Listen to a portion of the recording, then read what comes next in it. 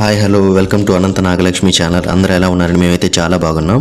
ఈరోజు మీ ముందుకు ఒక అద్భుతమైన బియ్య పిండితో చేసుకున్న పెసర బూరెలు, అదేనండి పూర్ణం బూరెలు ఎలా తయారు చేసుకోవాలో చూద్దాం. ఇది పూర్ణం బూరెలు అని మాటకండి. అందరూ చాలామంది మనం మినపప్పుతో చేసుకుంటాం, కానీ ఇది స్పెషల్ అనమాట. బియ్య పిండితో చేసుకుంటాం. చాలామందికి తెలిసి ఉంటుంది, కానీ అమ్మమ్మ నాన్నమ్మ గారి స్టైల్లో ఒక 50, 30, 40 సంవత్సరాల క్రితం, 50, 30, 40 అంటే ఆ మధ్య కాలంలో మా అమ్మమ్మ గారు నాన్నమ్మ గారు ఎలా తయారు చేసుకోవాలో సేమ్ అదే విధంగా ఇప్పుడు మా అమ్మగారు చేసి చూపిస్తున్నారండి. ముందుగా దానికి కావాల్సిన పదార్థాలు ఏంటో చూద్దాం. ముందుగా 1/2 kg పెసలు తీసుకుందాం. అలాగే పెసలు అంటే మంచి పెసలు తీసుకోండి. అలాగే ఒక 6 ఆలిక్కాయలు తీసుకోవాలి. ఇవి కూడా అన్ని మంచివి తీసుకోండి, ఓకేనా. పంచదార 1 టేబుల్ స్పూన్ సరిపోతుందండి. అలాగే మనం చెరుకు పానకం వాడుతున్నాం డిఫరెంట్గా. మా అమ్మమ్మ గారు ఇదే వాడేవారు. చెరుకు పానకం 150 గ్రాములు. అలాగే రుచికి తగినంతగా ఉప్పు తీసుకోవాలి. ఉప్పు చాలా తక్కువ తీసుకోవాలండి. అలాగే బియ్య పిండి మెయిన్ ఇంగ్రీడియంట్ 1/2 kg తీసుకోండి. తయారు చేసుకున్న విధానం చూద్దాం. ముందుగా స్టవ్ వెలిగించారు మా అమ్మగారు. వెలిగించి దాని మీద కళాయి పెట్టిన తర్వాత మనం ఏదైతే మంచి క్వాలిటీ ఉన్న పెసలు తెచ్చుకున్నాం కదా, ఆ 1/2 kg అందులో వేసి బాగా దోరగా వేపుకోవాలండి. ఎంత దోరగా వేపుకోవాలి అని అంటే కనుక దీన్ని బట్టి మొత్తం బూరికన్నది టేస్ట్ విపరీతంగా వస్తుందన్నమాట.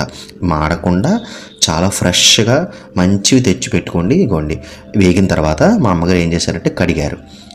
శుభ్రంగా వేడికి చల్లారిన తర్వాత కొంచెం పెసల్ని కడిగేసి అందులో 2 గ్లాసులు వాటర్ వేశారు. 2 గ్లాసులు వాటర్ వేసి కుక్కర్ పెట్టుకున్నారనమాట. కుక్కర్ పెట్టుకొని మనకి 15 విజిల్స్ రావాలి, ఓకేనా. 15 విజిల్స్. ఇంకా ఒకటి ఎక్స్ట్రా వచ్చినా ఏం ప్రాబ్లం లేదు, కంగారు ఏం పడద్దు. 15 విజిల్స్ మనకి ఖచ్చితంగా రావాలండి. 15కి ఎక్కువైనా పర్లేకుండా తక్కువ అవ్వకుండా చూసుకోండి. ఇదిగోండి తర్వాత మనకి కుక్కర్ తీసిన తర్వాత ఇదిగోండి, చూసారా, ఇలాగ పలుగ్గా ఉంటుందన్నమాట. బాగా మెత్తగా అవ్వాల్సిన అవసరం లేదు, అలాగని బాగా గట్టిగా కూడా అవ్వకూడదు. కొంచెం పలుగ్గా ఉండాలి. ఎందుకంటే మనం బూరె తీసుకున్నప్పుడు ఆ టేస్ట్ ఏదైతే ఉందో తెలియాలి కదా. పేస్ట్లా ఉంటే ఏం తెలుస్తుంది, ఆ పప్పులా ఉంటేనే మంచి టేస్టీగా బాగుంటుందన్నమాట. అది మీకు చెప్పే విధం అయితే కాదండి, మీరు కూడా చక్కగా తయారు చేసుకొని చూస్తేనే తెలుస్తుంది. ఇదిగోండి, చూసారా, మా అమ్మగారు చూపిస్తున్నారు. పలుగ్గా ఉండాలన్నమాట. అలాగా ఉడికిందా లేదా అని టెస్ట్ చేశారు. బాగా ఉడికింది. అదిగోండి, దీన్ని మళ్ళీ ఏం చేశారంటే మా అమ్మగారు ఒక పొయ్యి మీద పెట్టి, ఇదిగోండి, ముందుగా మనం పప్పు గుత్తి ఉంటుంది కదా ఇంట్లో అందరి దగ్గర, స్మాష్ చేసుకోవాలన్నమాట. ఈ విధంగా స్మాష్ చేసుకుంటే ఉన్న పలుకంతా కూడా మనకి మెత్తగా గుజ్జులా అయిపోతుంది. అలాగని బాగా స్మాష్ అవసరం లేదండి, మీడియంగా స్మాష్ చేసుకుంటే చాలు. అయినా ఆటోమేటిక్గా పొయ్యి మీద పెడితే మనం ఈ చెరుకు పానకం అవి వేస్తాం కాబట్టి మెల్ట్ అయిపోతుంది. సో దాంట్లో ఏం ప్రాబ్లం లేదు, కానీ ఈ విధంగానే స్మాష్ చేసుకోవాలన్నమాట. ఇదిగోండి, చూసారా, ఇదిగోండి, స్మాష్ చేసుకున్న తర్వాత పొయ్యి మీద పెట్టారు. ఇప్పుడు ఇదంతా ప్రాసెస్ అంతా ఇదిగోండి, దాన్ని కలుపుకుంటూ మనం ఒక్కొక్క ఇంగ్రీడియంట్ వేసుకుంటాం అనమాట. ఇదిగోండి, మా అమ్మగారు ఆలిక్కాయలు, పంచదార, ఇది 1 టేబుల్ స్పూన్ పంచదార చెప్పాను కదా, ఆలిక్కాయలు 2 మిక్సీ కొట్టుకొని ఆ పౌడర్ని ఇందులో వేసి కలుపుతూ ఉండాలన్నమాట. ఎందుకంటే పెసరపప్పు త్వరగా గట్టిపడిపోతుందండి. మనం చక్కగా కలుపుతూ ఉండాలన్నమాట అలాగా. సో కలుపుతూ ఉన్న తర్వాత ఇదిగోండి, 150 గ్రాములు చెరుకు పానకం, ఆర్గానిక్ అండి, ప్యూర్. అందరూ పంచదార అంటారు. పంచదార ఏం అవసరం లేదు, సూపర్ టేస్ట్ వస్తుందండి బూరికి. చెరుకు పానకంతో ఒక్కసారి ట్రై చేయండి. పల్లెటూరులో కానీ లేకపోతే చెరుకు ఎక్కడైతే బెల్లం తయారు చేస్తారో అక్కడ ఖచ్చితంగా దొరుకుతుంది. చాలా టేస్టీగా ఉంటుంది. ఇదిగోండి, ముందుగా మనం ఒక బౌల్ తీసుకొని మళ్ళీ మా అమ్మగారు ఏం చేస్తారంటే, ఇప్పుడు పిండి కలుపుకోవాలి కదా, ఆయిల్ కొద్దిగా వేసుకోవాలండి. వేసుకుంటే టేస్టీ ఉంటుంది, బూరె అంటుకోకుండా ఉంటుంది అనమాట. ఉప్పు వేసిన తర్వాత 1/2 kg బియ్యం పిండి వేసుకున్నారనమాట. ఇదిగోండి, చూసారా, దోసపిండిలా కలుపుకోవాలన్నమాట. మనం కొద్దిగా వాటర్ యాడ్ చేసుకుంటూ చాలా కొద్దిగా అండి. ఎందుకంటే చిక్కగా అయిపోకూడదు, పల్చగా అయిపోకూడదు. బూరు రాదు, చీరేస్తుంది అనమాట. మనం అందులో వేయగానే నూనెలో డిప్ చేయగానే మనకి ఏంటంటే చీదేస్తుంది.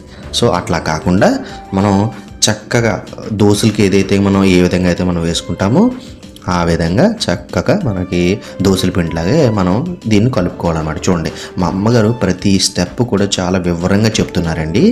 అర్థం కానట్లయితే 1కి 2 సార్లు బ్యాక్ వెళ్ళి చూడండి. ఈ పిండి కలుపుతూ ఉండగా నేను ఒక మాట చెప్పాలనుకుంటున్నానండి. చాలామంది సబ్స్క్రైబర్స్ సబ్స్క్రైబ్ చేసుకోకుండానే చూస్తున్నారండి. ప్లీజ్ అండి, మా ఛానల్లో సబ్స్క్రిప్షన్ చాలా ఇంపార్టెంట్. మీ సబ్స్క్రిప్షన్ మాకు చాలా వాల్యుబుల్ కూడా. ఎందుకంటే మేము ఒక మంచి ఓల్డ్ స్టైల్ మెథడ్లో అన్నీ కూడా పరిచయం చేయాలనే విధంగానే మీకు తెలియపరచడానికి ఈ ఛానల్ పెట్టాము.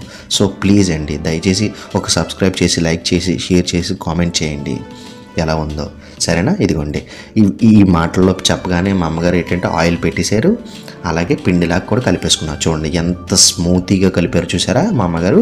ఇప్పుడు మనం ఆయిల్ వేడెక్కగానే దీంట్లో డిప్ చేసుకున్నవి వెంటనే వేసుకోవాలన్నమాట. బూరెల్లాగా రౌండ్గా వేసుకోవాలి.